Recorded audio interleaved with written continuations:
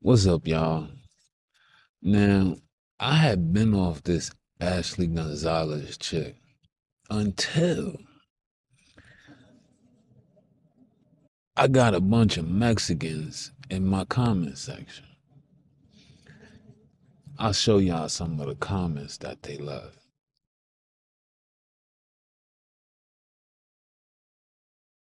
Supporting Ashley Gonzalez.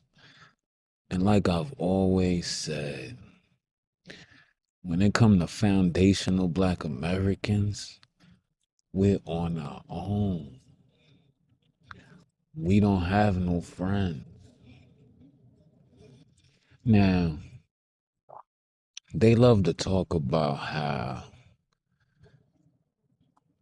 our delineation is a bad thing, especially the Africans.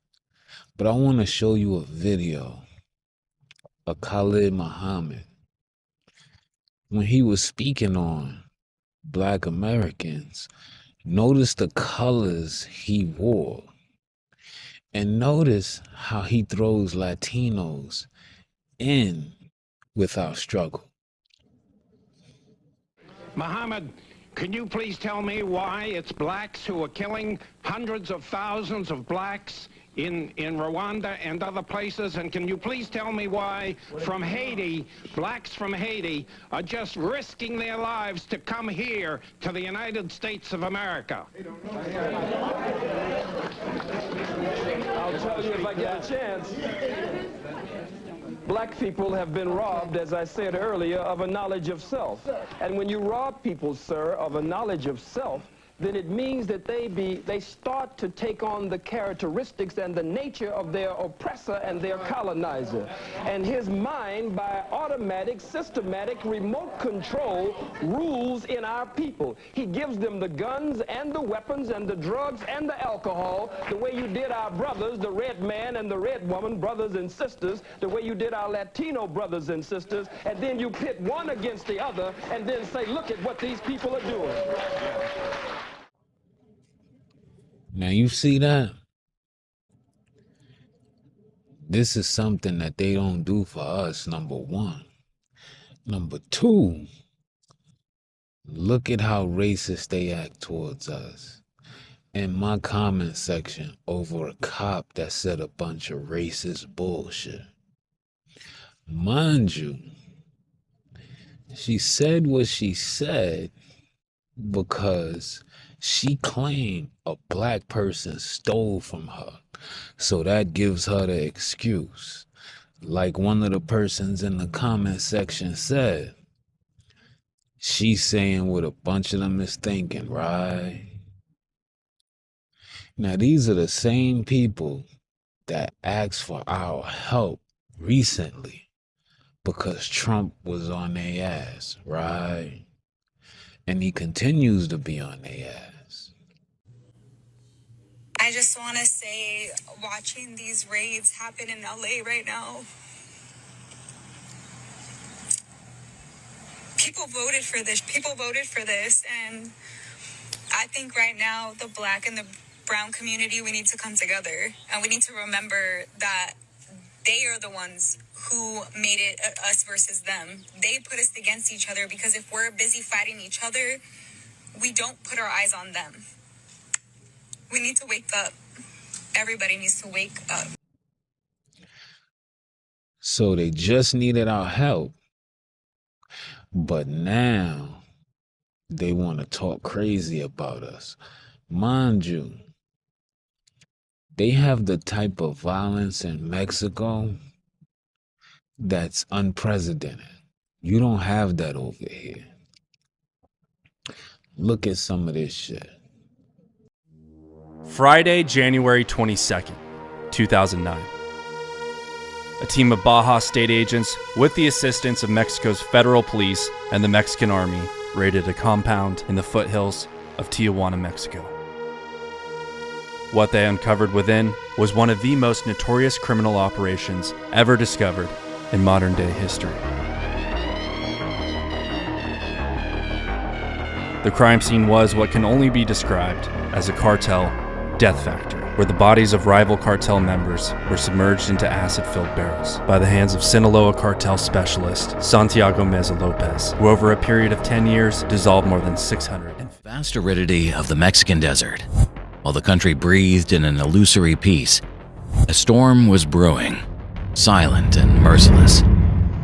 They were not ordinary narcos. They were soldiers. Men trained to eliminate, forged in the elite ranks of the Mexican army, now serving the Gulf Cartel. They were called Los Zetas. Their discipline was military, their violence surgical, their reputation terrifying. What began as a simple armed escort would metamorphose into something far more sinister, an organization that would redefine the very notion of terror in Mexico. Faced with this growing threat, other cartels understood a fundamental truth: unite or perish. In dark rooms and isolated ranches, pacts began to take shape. Thus was born the Federation, not as a single organization, but as an alliance forged by necessity, united by fear, and fueled by ambition. What followed was not simply a war over territory or money. It was a battle for the soul of Mexico, and no one would emerge unscathed. So, the same way she said all they know how to do is steal, well, maybe all y'all know how to do is kill people and sell cocaine. Would that be fair?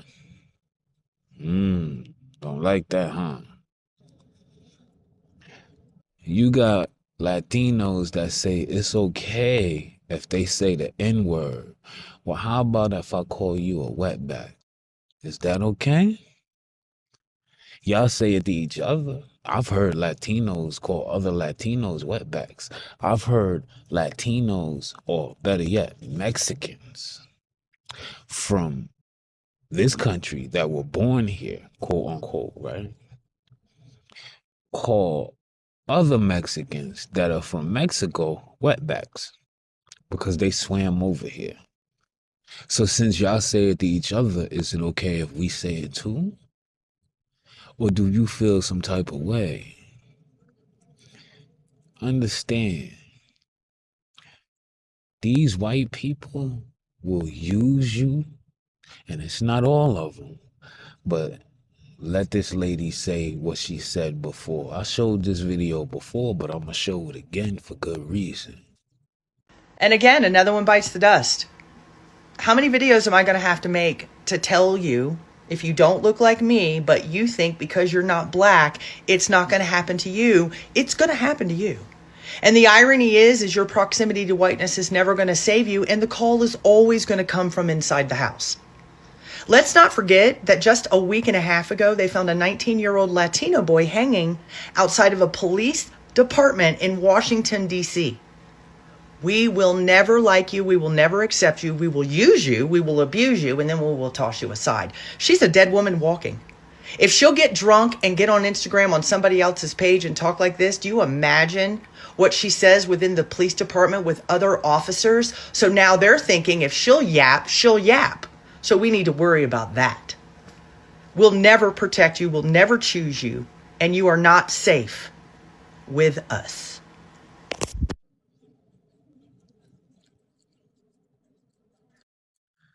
Now, you notice how she said they will use you. Yet, you have a bunch of white people being racist towards them, quote unquote.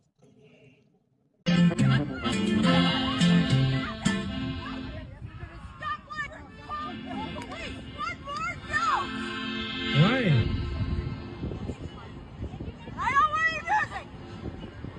Si eres pobre, y a la gente, el evento te tratan muy bien. Un amigo se me dio la mano, porque pobre ya no quiso ser. You know what? They need to go back to Mexico. Okay, you can't be saying things like that. All Yeah, right? I can. No, Yeah, I can. No, it's not racist. So here's the thing, Tracy. It's Tracy. our president of the United States. Tracy. Our president of the United States, Trump. Tracy. No impact right here. That's neither here nor there, okay? If you start touching people's cars, leaving notes on, you're alarming and disturbing people. It's starving people how? They don't feel safe because of what you're doing and saying and how you're acting. Right, because they park their car on my street? Your street is, you do not own the street. Oh, okay, so... You're more than welcome to park your car there so they can't. Okay, so Trump says... Trump has nothing to do with North Laurel Trump's our president. I understand that, but he has nothing You understand that, right? Yes, but he has okay, nothing to do with you North understand that, Laurel. right? Correct? Correct. You understand that? Yes. Okay. Do you understand that? Tracy, you've asked me that 4 times in a row, and I've said the same thing. And I've said the same thing to you. And why do they act like that the same way towards us? I'll tell you why. You see that guy that's in Mexico that was turning people into soup? Because these people seem to have a great propensity for violence. You see how he was turning people into soup? Well, see, the Latinos that come over here and are racist towards us, the white Mexicans are the same way towards them. The mestizos, they don't like them. The tan Mexicans that you see. So they can't live too good over there. This is why they have to sell cocaine. But it's so much over there, everybody can't make a lot of money from selling it. So they gotta send it here. So is every Latino or Mexican that comes across the border, does he have a brick up his ass? Would that be safe to say? That's all they know how to do. So you see video after video of white people being quote unquote racist towards them. Hi, I'm Kylie, and here are the top 5 racist things white people say about Hispanic people in private. I've gotten a lot of requests for this one, so I wanted to start by saying 2 things. Number 1, I was raised in California, so probably the most discrimination that I've seen has been anti-Hispanic, anti-Latino. And number 2, if you're a white person and you do these things, stop doing them. Number 1, a lot of white people refer to Latino people as either this term or this term behind their back. If you don't know the history behind these terms, please look them up because they're rooted in a very dark history of discrimination. Number 2, white people cannot stop talking about the number of children in Latino families. If a white person asks you how many kids that you have, be careful because they could be thinking a number of judgmental or racist things. Number 3, I've heard a number of comments specifically about Latina girls about how they will not go anywhere because they're just going to get pregnant. Doesn't matter that plenty of white women get pregnant. Number 4, the tendency of white people to assume that any Spanish-speaking Latino is here illegally. And number 5, the tendency of white people to try to exploit the labor of Latino people. There's a stereotype that they will do very hard work, very good work for very low pay. So you will see white people often hire contractors who are Hispanic in order to avoid paying other people. Yet they kiss the ass of the same white people. See, that's the difference between us. We don't do that. We don't get down like that. We know what we dealing with when it comes to them. But this is what black people gotta do. Right now, the movement is to get them out of here. How do we do that? The first thing, like they're doing right now, they're talking about ending birthright citizenship. Welcome to No Border, No Country. In June of this year, the Supreme Court is expected to hand down a decision regarding birthright citizenship, and the impact of that could have a huge effect on immigration policy in this country. Today, we're joined by Deputy General Counsel for FAIR, Christopher Hayek. Chris, how you doing? Fine. All right. So you are very involved in this case, following it and everything. Tell us the big picture. What is at stake in this case? Well, at stake is whether the children of illegal aliens or tourists are United States citizens just because they're born here. In our opinion, the Supreme Court has already ruled on this in 1898, and they've said that they are not. Mm-hmm. So how prevalent is this? Is there any data as far as how many people become citizens via birthright citizenship? Well, it's in the millions. And this case would not apply retroactively. It would not strip anybody of citizenship, but it would apply going forward. Now, you mentioned the Supreme Court already ruling on this. That case was Wong Kim Ark that was decided over 100 years ago. And if I understand that case correctly, it said that people derive citizenship by birth on U.S. territory only if they're born to parents who are here lawfully. Is that correct? Yes, in our view, and I think the court, let me just back up a little bit. I mean, if you listen to the oral argument, the court, especially the conservatives on the court, did not seem to have any clear idea about how to decide this case. And just the most illuminating thing I think that was said was by Justice Alito, who said that the phrase "subject to the jurisdiction" in the citizenship clause was a mystery wrapped in an enigma. And to quote Churchill, and it's true. You see that phrase. If you're born here and you're subject to the jurisdiction, you're a citizen. What does that mean, subject to the jurisdiction? And I think if you just read Wong Kim Ark, the court came to the best interpretation of that possible, which is that you're subject to the jurisdiction if you're within the allegiance and protection of the United States. And you're in the allegiance and protection of the United States if you're permitted by the United States to reside here. It says that about people just like Wong Kim Ark's parents, Chinese people living here, but not citizens. So that's the rule of law it was announcing to decide the facts of the case. So it's the holding of the case and it's precedent.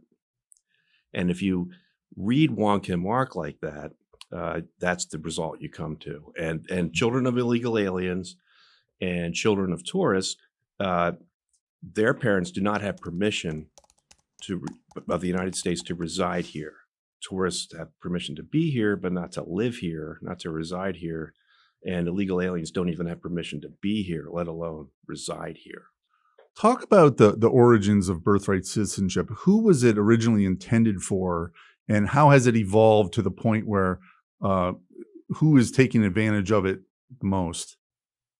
It was designed to make sure that that former slaves and their descendants would be citizens because they were subject to the jurisdiction of the United States. Nobody doubted that. Nobody doubted that slaves were subject to the jurisdiction of the United States. And they wanted to make sure that those people were considered citizens and given the right to vote. And they wanted to put that beyond the reach of Congress. You take what sounded like a very noble purpose originally, that the freed slaves and their children should have the citizenship that the rest of us have. Very few people would argue against that. Let's look at what this has become. Here's a clip about what has become a birthright tourism industry and some of the details on how big it is. Listen to this. Great to have you on. Tell me more about how this scheme works.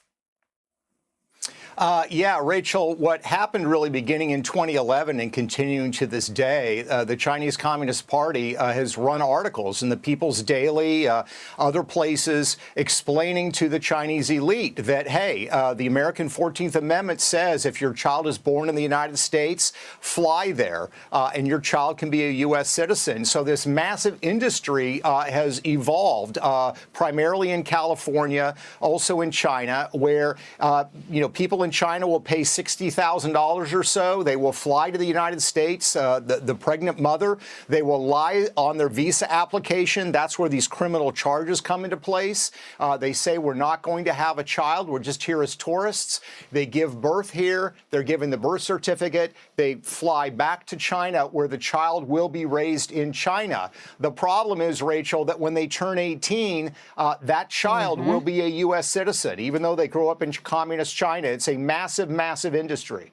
How could that be seen as anything but a grotesque exploitation of this? Well, it is. Yeah. And Black people, we got to turn up. It's time to turn up and get these people out of here. But the first level of that is to make them in birthright citizenship. That directly affects us. These people are a problem. How dare them come over here and then talk about they're gonna march against us for reparations? to this. Turn your radio, man. I think about these black lives matter that they want to be paid for being what is it, slaves and reparations. Yeah, there. Well, I heard they passed in North Carolina. Yes. It was a small little town in North Carolina that passed reparations for whoever's over there. I'm sure they'll try to do something out here in California. I think they already actually got a little board going that they're going to start looking into it. So yeah, that's what we, the Rafa, need to step up, protest, and Protest. major, and turn around and tell them no. Nobody gave reparations until the Native Americans and the Mexicans get ours first. We've been going through this crap a lot longer, so I don't want to hear it. What? Because it's not fair, dog. How are you going to give a bunch of money Here we go. to a specific group, dog? This is the United States melting pot. How are you going to give it to a specific group? because right now they've got the white people with so much guilt. It was your past.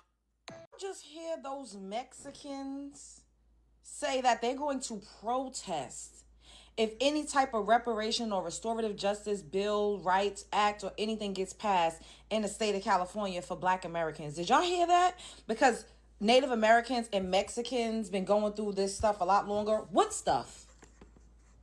What stuff?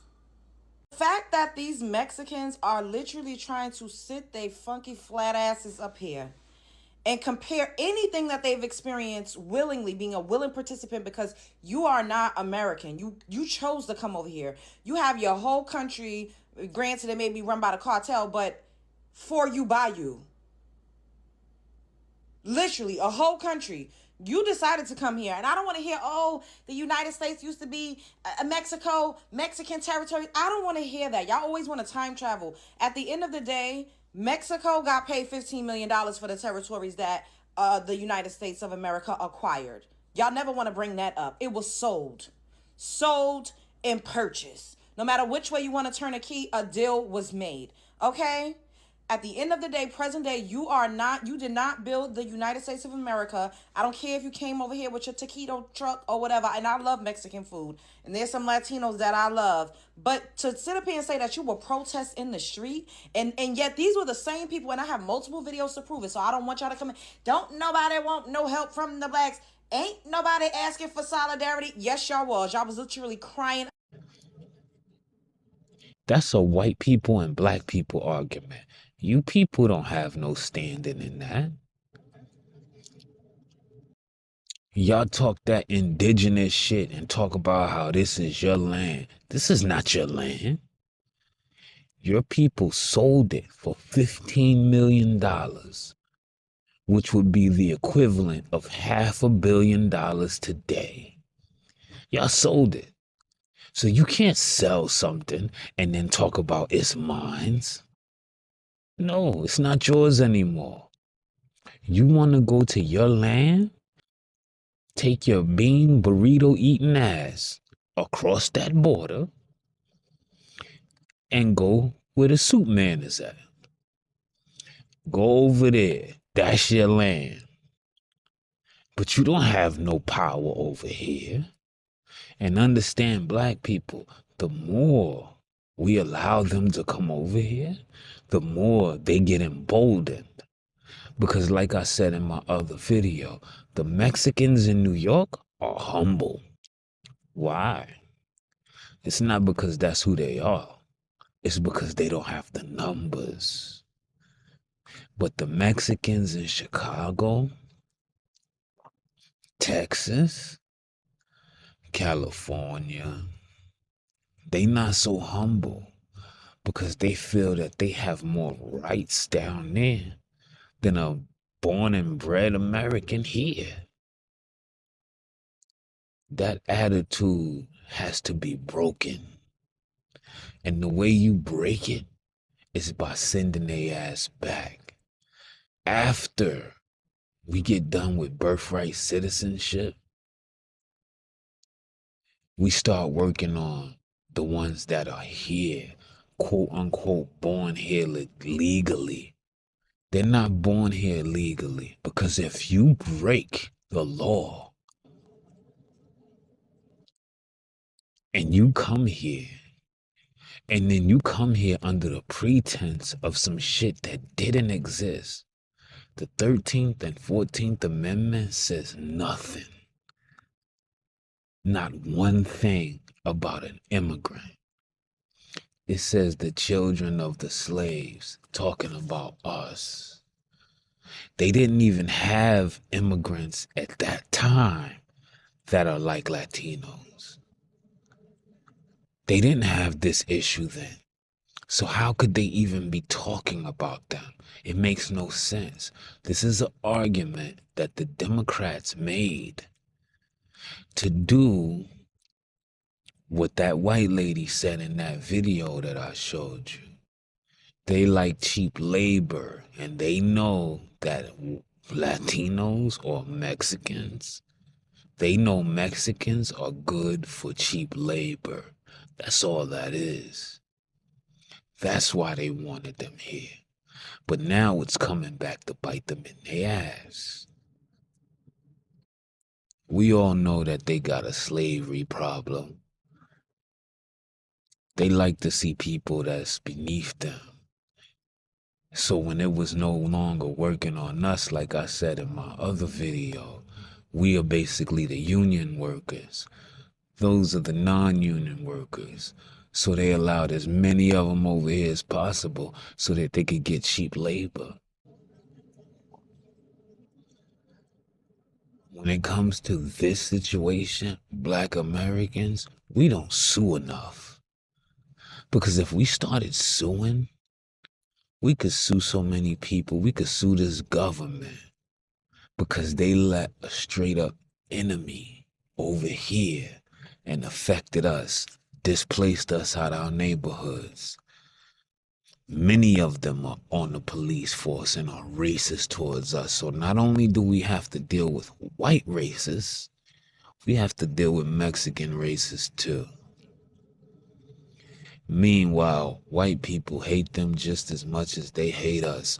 And when I say white people, I don't mean all, but I'm not gonna say that every single time I speak on something that's real, just so that I could pander to somebody, because I'm not a panderer. I'm speaking to a direct community of people, Black people.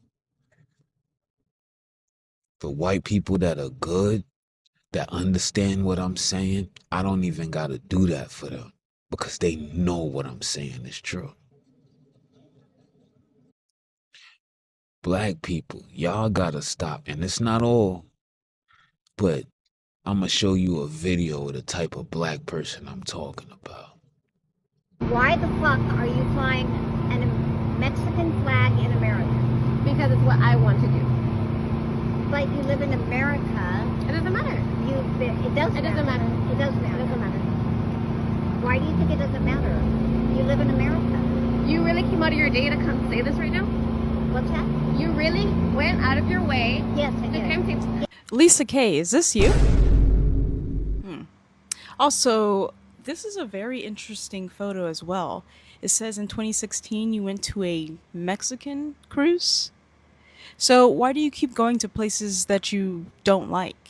You don't like the people, you don't like, you know, the Mexican flag. It's America, okay? In America, you can do whatever you want. You can say whatever you want. You can fly whatever flag you want. That's the freedom of America. It's freedom of speech.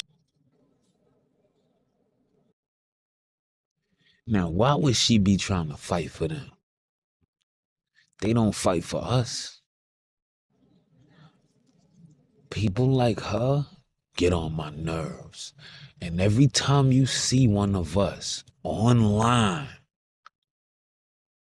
doing what she did, you gotta reprimand her.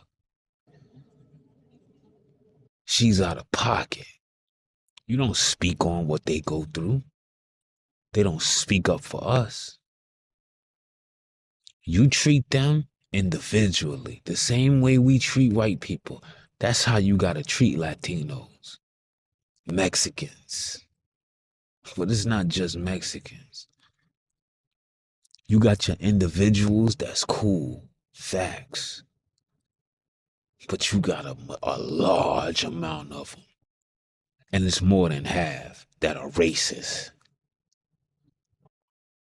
They are racist towards black people in their own country.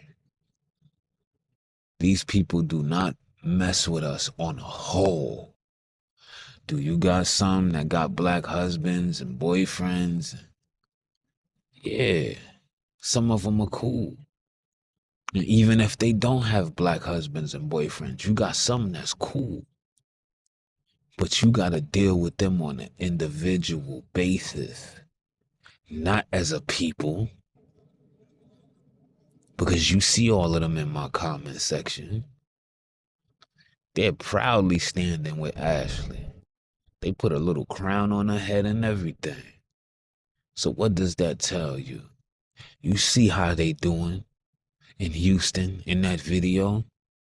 Getting black people fired so they could hire more Latinos.